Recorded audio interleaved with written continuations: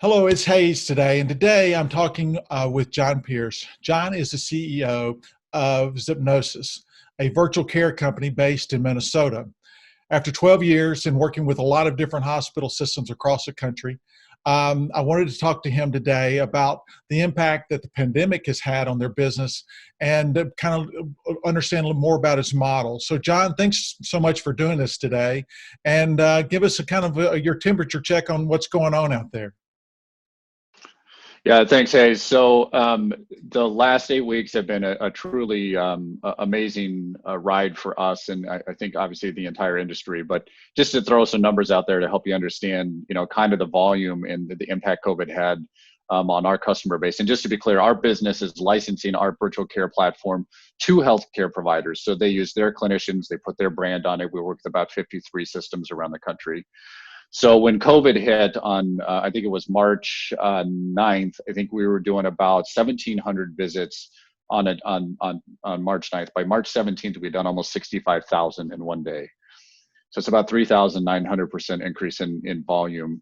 And we saw our systems on board, over 1,600 clinicians, train them, get them up and running within a 24-hour period. It was truly phenomenal.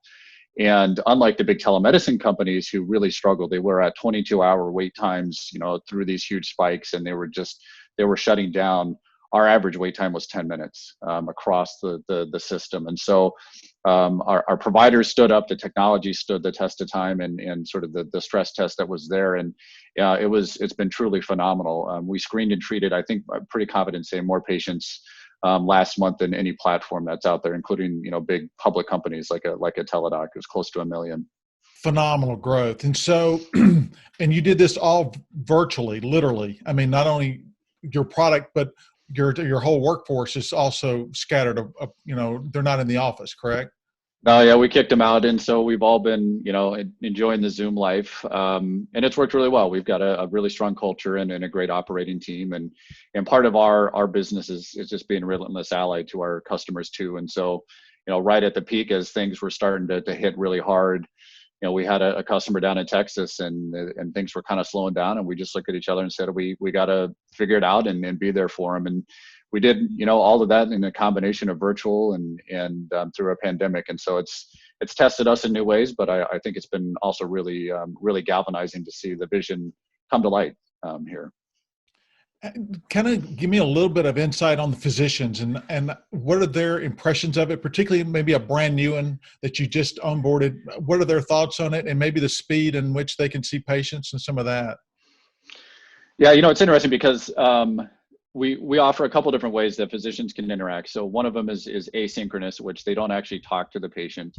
And that average work time is about 89 seconds. And we've got that thing dialed in, and it's super fast and efficient for them.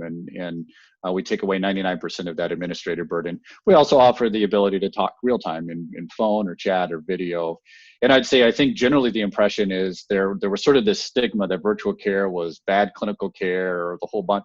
And I think generally the impression is, oh, that wasn't too bad. And actually, maybe that was actually pretty nice, and you can kind of see the scales coming off the eyes a little bit with the clinicians, and knowing that there's good reimbursement behind it, knowing that they're actually having an impact, especially during these unprecedented times, I think has kind of created a groundswell to have some good support. Not everybody loves it, of course, but I think generally the reactions are positive.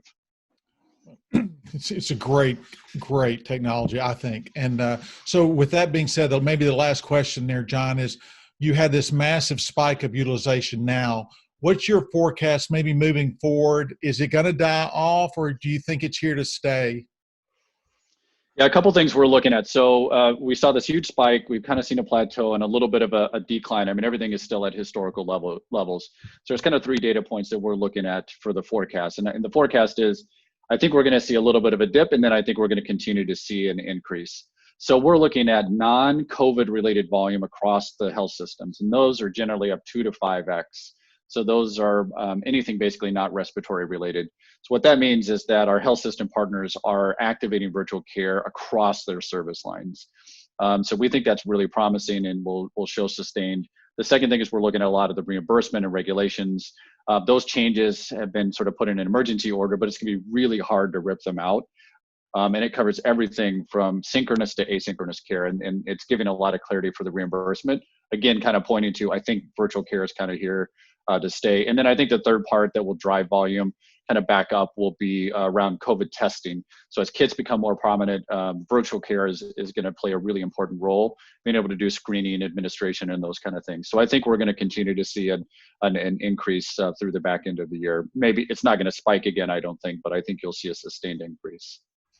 Well, thank you so much, Jon, for letting us know. Again, not all companies benefited, if you will, from this particular time, but clearly it's probably been a great thing for exposure and utilization of your technology that you've probably been working on, as you said, for 12 years. So thanks, Jon, for doing this. I appreciate it. And if someone wants to get hold of you, how are they going to find you guys? Zipnosis.com. Find us there. Or email me at jon@zipnosis.com. Thanks. We'll do it. All right. Thanks so much. Appreciate it, Jon, and stay healthy out there and continue good growth. Thanks. Peace.